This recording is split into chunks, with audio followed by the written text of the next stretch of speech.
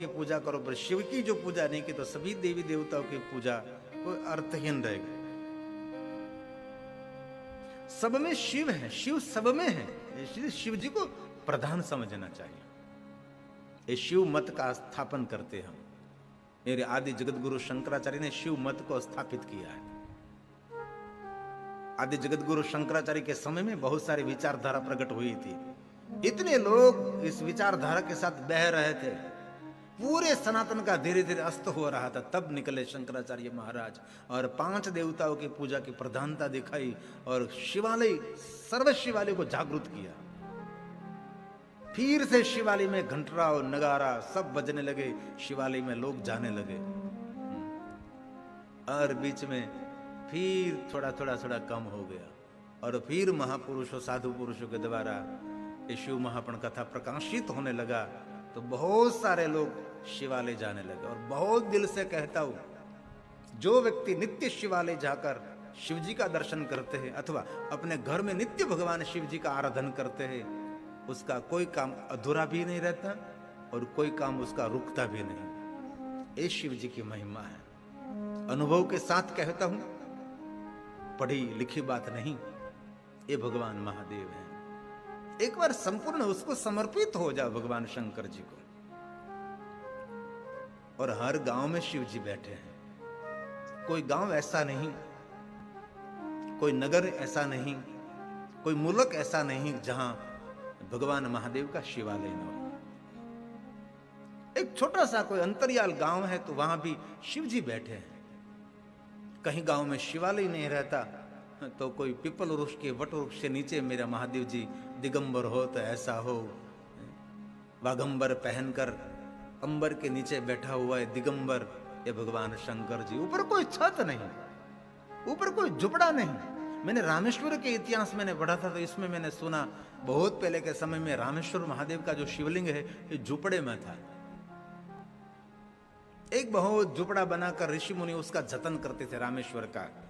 बाद में राजा महाराजाओं ने शिवालय का जीर्णोद्धार किया और इतना भव्य दिव्य शिवालय, अभी इतनी टेक्नोलॉजी हुई है तो भी ये रामेश्वर जैसा शिवालय भूत और भविष्य कोई बना नहीं सकते।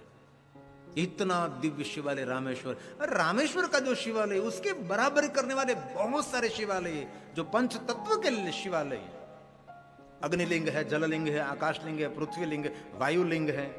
ये 5 प्रधान लिंग, जैसे 12 ज्योतिर्लिंग की महिमा वैसे पंच तत्वों के लिंग ये दक्षिण भारत में आए हैं। जो अभी आप देख रहे हैं रामेश्वर महादेव का ये दर्शन है। इतना भव्य कोई नहीं बना सकता। अभी कितनी टेक्नोलॉजी हुई तो भी वो नहीं बन सकता। भले कोई अन्य वस्तु को कहते हैं कि ये तो अजायबी है, कभी देखो दक्षिण भारत में अजायबी किन को कहते हैं। 30 एकड़ में एक ही शिवालय, 40 एकड़ में एक शिवालय।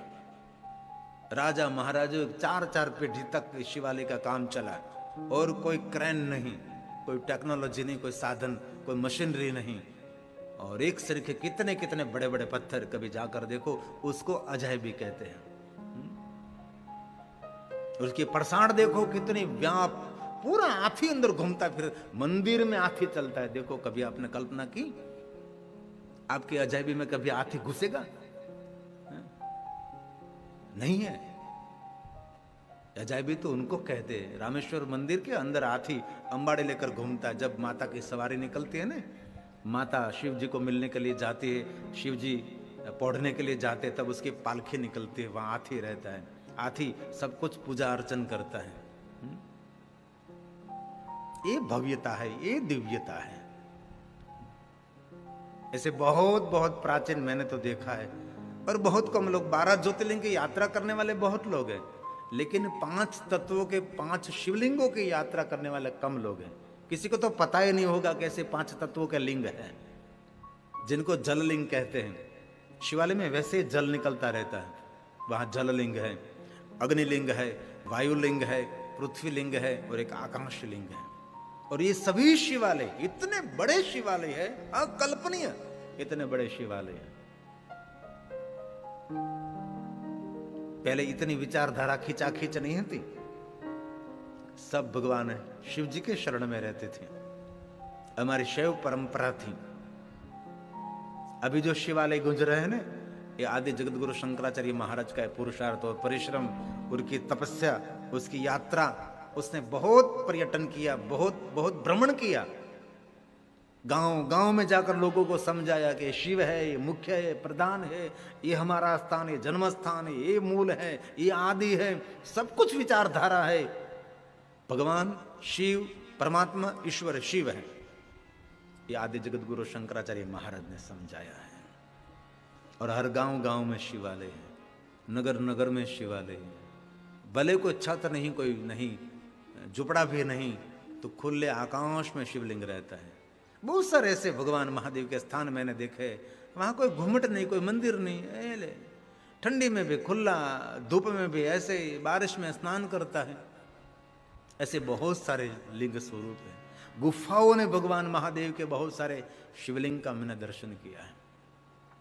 और महादेव के दरबार में जो जाता है कभी खाली हाथ वापस नहीं जाता। जिनके जो भाग्य में लिखा वो लेकर ही आएगा। एक बार शिवालय तक पहुंचे तो सही, घर में एक बार शिव जी का आराधन का प्रारंभ तो करें, महादेव को याद तो करें, शिव जी का भजन तो करो।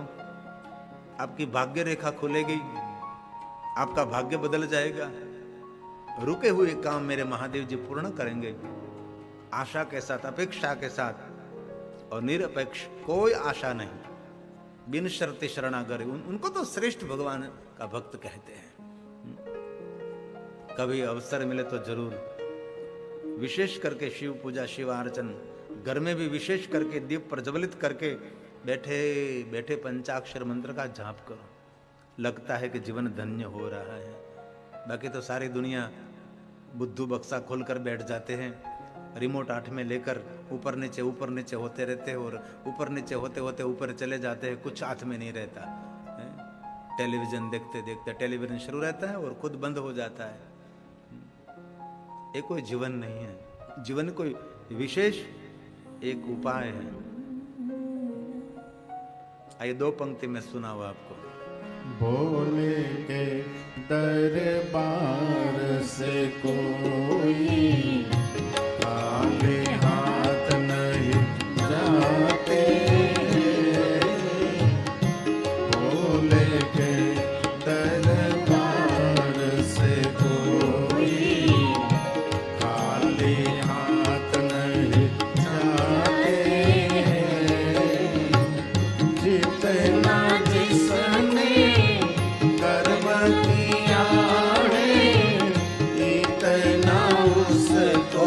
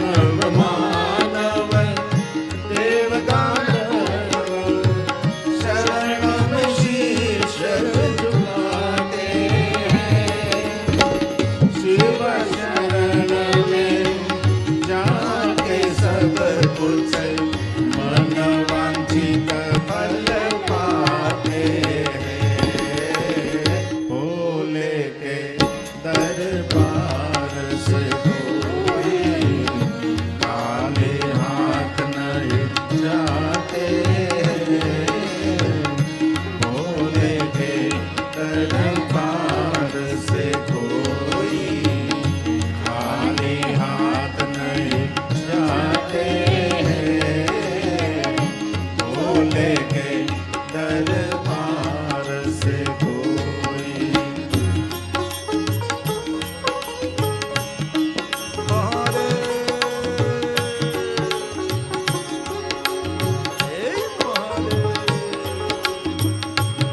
कैलासेश्वर महादेव।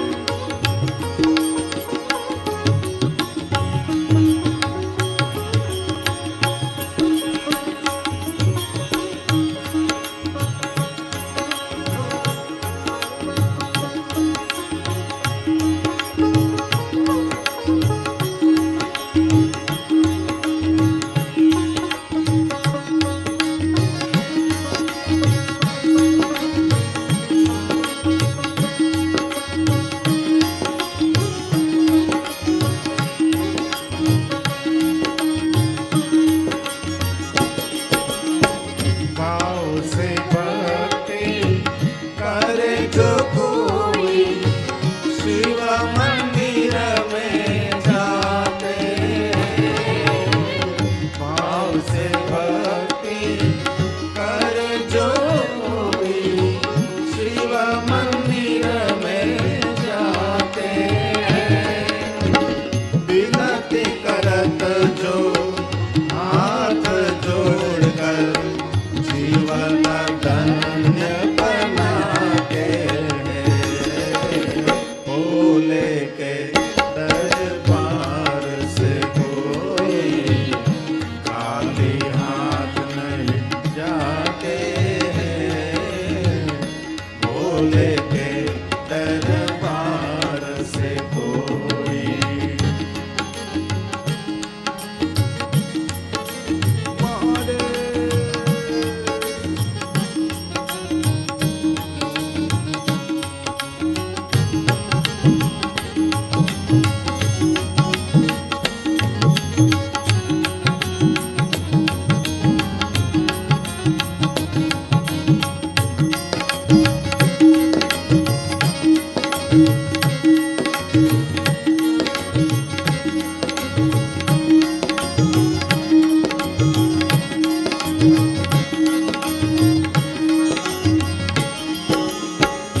लोटा जल की धार करे और पत्र पुष्प चढ़ाते हैं।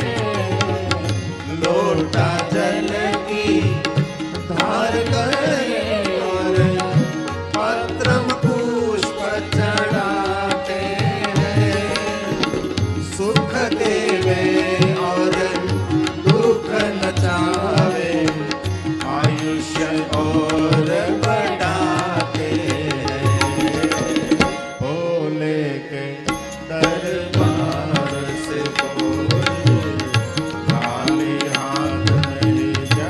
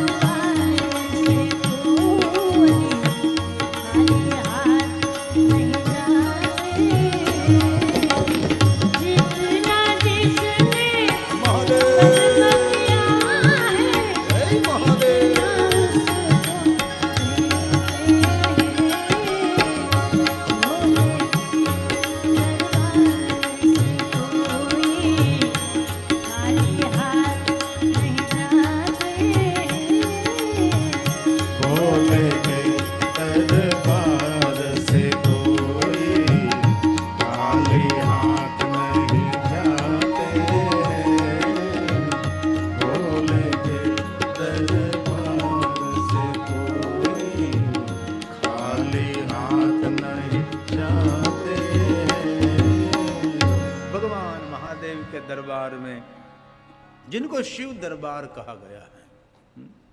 भगवान महादेव के दरबार में जो कोई जावे वो कभी खाली हाथ वापस नहीं आता। मांगे वो देते हैं, उसको देव कहा गया है। और आपने कभी मांगा नहीं और शंकर जी ने दे दिया, इसलिए तो भगवान शंकर जी को सभी देव महादेव कहते हैं।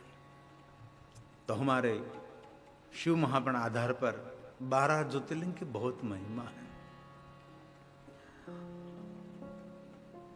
इसमें पहला ज्योतिर्लिंग गुजरात सौराष्ट्र की धरा पर, जिनको हम सोमनाथ महादेव नाम से निरंतर याद करते हैं, और दूसरा ज्योतिर्लिंग जो मल्लिकार्जुन महादेव है, कृष्णा नदी के तट पर है, सुंदर शैल पहाड़ है, वहां भगवान महादेव जी विराजते हैं। और इस शैल पहाड़ पर एक शिवलिंग नहीं है, असंख्य भगवान महादेव के वहां लिंग स्वरूप है। पूरा शैल पहाड़ भगवान महादेव के लिंगों से भरा है, और बहुत सारे वहां तीर्थ हैं शैल पहाड़ पर। हम सब जाते हैं लेकिन मल्लिकार्जुन महादेव का दर्शन करके वापस आ जाते हैं। ऐसा नहीं, आजू बाजू में बहुत सारे भगवान महादेव के लिंग स्वरूप वहां विराजते हैं, और ज्यादातर देवताओं ने वहां लिंग स्वरूप को स्थापित किया है। और पहले भगवान महादेव के प्रधान पुत्र भगवान कार्तिकेय ने वहां लिंग स्वरूपों की स्थापना की है। जब भगवान कार्तिकेय ने असुरों को नष्ट करने के लिए, असुरों का अंत करने के लिए प्रतिज्ञा ली थी, तो इस प्रतिज्ञा के नाम पर भगवान शंकर जी को वहां स्थापित किया है। इसलिए ये भगवान कार्तिकेय द्वारा स्थापित शिवलिंग है, जिनका नाम है प्रतिज्ञेश्वर नामादो। प्रतिज्ञेश्वर भगवान महादेव का ये दिव्य स्वरूप है। जब भगवान कार्तिकेय शैल पहाड़ पर गए थे, तब शैल को कहा कि आप शांति से स्वगृह हैं, आप जाओ, ये सभी असुरों को मैं यहाँ अंत करूंगा, मैं प्रतिज्ञा लेता हूं। तब महादेव के लिंग स्वरूप की स्थापना करी, और प्रतिज्ञेश्वर महादेव लिंग वहां भगवान ने स्थापित किया, और शंकर महादेव का वहां लिंग स्वरूप रहा। और बहुत असुरों का अंत करने के बाद वहां कपाल कपाल हो गए, समझो, जहां देखो वहां असुरों के मस्तक मस्तक मस्तक, खोपड़ी खोपड़ी। तो वहां किस लिंग की स्थापना की? कपालेश्वर मादरा। कपाल, कपाल मतलब खोपड़ी, मस्तक, भगवान महादेव के लिंग स्वरूप की स्थापना की। कपालेश्वर महादेव, मादरा, आदर के साथ भगवान शंकर जी को वहां स्थापित किया गया है। और सभी देवताओं ने कहा आप शिव कुमार हैं, आप शिव कुमार हैं। कार्तिकेय कौन है? ये शिव जी का पुत्र है, जिनका एक नाम है शिव कुमार।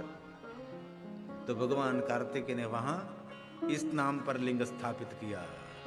कुमारेश्वर मेवाय और सर्व सिद्धि प्रदम त्रयम्। सर्व सिद्धि प्रदम त्रयम्। भगवान कार्तिकेय ने कुमारेश्वर महादेव लिंग की स्थापना की। और ये सर्वलिंग सर्व सिद्धि प्रदम त्रयम, त्रयम तीनों लिंग, दरेक सिद्धि, हर सिद्धि देने वाले लिंग स्वरूप है। सिद्धिदायक लिंग है, मनोकामना की पूर्ति करने वाले लिंग स्वरूप है। प्रतिज्ञेश्वर, कपालेश्वर और कुमारेश्वर महादेव की बहुत सारी महिमा ये भगवान कार्तिक स्वामी ने स्थापित किया है। और शैल पहाड़ पर ये सभी लिंग वहां विद्यमान हैं। और पूरा शैल पहाड़ असुरों से भय मुक्त कर दिया, एक भी असुर वहां रहने नहीं दिया। ये कार्तिकेय ने बड़ा काम किया, वनवासियों को बड़ा सुख दिया। जंगल में रहने वाले, पहाड़ों में रहने वाले, वन में रहने वाले वनवासियों को बहुत बहुत सुख दिया, सर्व को सुख मिला। तो भगवान कार्तिकेय ने और एक लिंग की स्थापना की, जिसका नाम है पुनः सर्वेश्वर सर्वत्र सर्वेश्वर महादेव लिंग की स्थापना हुई। क्यों? वहां सर्व को सुख दिया, सर्व का मंगल हुआ, सर्व का कल्याण हुआ, इसलिए सर्वेश्वर महादेव लिंग की वहां स्थापना हुई। ये भगवान कार्तिकेय ने शैल पहाड़ पर ये बड़ा काम किया है, असुरों का जड़ मूल में से नाश कर दिया। और समय समय असुरों की संख्या बढ़ती रहती है और कोई न कोई परमात्मा का स्वरूप लेकर आकर असुरों का अंत करते हैं। अभी भी वर्तमान युग में बहुत सारे असुर है। पहले के तो असुरों को पहचान लेते कि असुर हैं, लेकिन अभी इस युग में असुरों को पहचानना बहुत कठिन प्रयास हो रहा है। लेकिन चारों तरफ असुरी वृत्ति के लोग रहते हैं। किनको नाश करें, किसका अंत करें? लेकिन भगवान कार्तिकेय ने बहुत बड़ा कार्य किया था। तो सर्वेश्वर महादेव वहां लिंग स्थापना की और बहुत बड़ा विजय पाया भगवान कार्तिकेय ने, सब पर विजय पाया। तो वहां एक विजय स्तंभ खड़ा करा गया कि सब पर हमने विजय पा लिया, यहां कोई असुर नहीं है। पूरे असुर रहित शैल पहाड़ को कर दिया और वहां सब पर विजय पाई। तो वहां विजय स्तंभ एक स्थापित किया गया और व्यास जी ने कहा जय स्तंभ समीप जय स्तंभ, विजय स्तंभ वहां रोपित किया गया और विजय स्तंभ वहां खड़ा किया। तो भगवान कार्तिकेय को हुआ कि यहाँ भी भगवान महादेव का एक स्वरूप स्थापित करना चाहिए। तो इस स्वरूप का नाम है स्तंभेश्वरा विदं लिंग। स्तंभेश्वर महादेव, स्तंभेश्वर महादेव विजय स्तंभ खड़ा किया तो वहां लिंग स्थापित किया, तो विजय स्तंभेश्वर अथवा स्तंभेश्वर महादेव विदम लिंगम वहां स्थापित किया। और ये सभी शिवलिंग गृह का अर्थ है भगवान कार्तिकेय स्कंद षडानन मुर्गन उसने स्थापित किया है। गृह स्थापित ये लिंग स्वरूप है भगवान महादेव का बड़ा बेटा भगवान कार्तिकेय ने, जिनका नाम गृह नाम है। गृह स्थापितवान् मृदा। ऐसे बहुत सारे भगवान महादेव के लिंग स्वरूप की अलग अलग महिमा हमारे पुराणों में कही गई हैं। ये तो अल्प महिमा है, अधिक तो बहुत कुछ है। पूरा जीवन निकल जाए तो भी इस महिमा का विस्तार नहीं हो सकता। और वहां ये सब कुछ देखकर वहां सब देव आवे, सभी देवता वहां पधारे और सभी देवताओं में विष्णु भी आए। और विष्णु ने भी अपने कर कमलों के द्वारा लिंग स्थापित किया। सभी देवताओं ने अपनी योग्यता के अनुसार बहुत सारे शिवलिंगों की स्थापना की। पहले विष्णु भगवान ने और साथ में सर्वदेव वहां लिंग स्थापित किया। देव देवस्य शूलिम वहां शंकर जी लिंग स्वरूप में प्रकट रहे। पहल भगवान कार्तिकेय ने की, बाद में ततः सर्वे सुरास्तत्र। सुर मतलब देवता, सर्व देवताओं ने वहां लिंग स्थापित किया और साथ में विष्णु प्रभुतयो। भगवान विष्णु जी ने वहां सुंदर भगवान महादेव का लिंग स्वरूप स्थापित किया। असंख्य भगवान महादेव के लिंग विग्रह वहां शैल पहाड़ पर है। लिंग स्थाप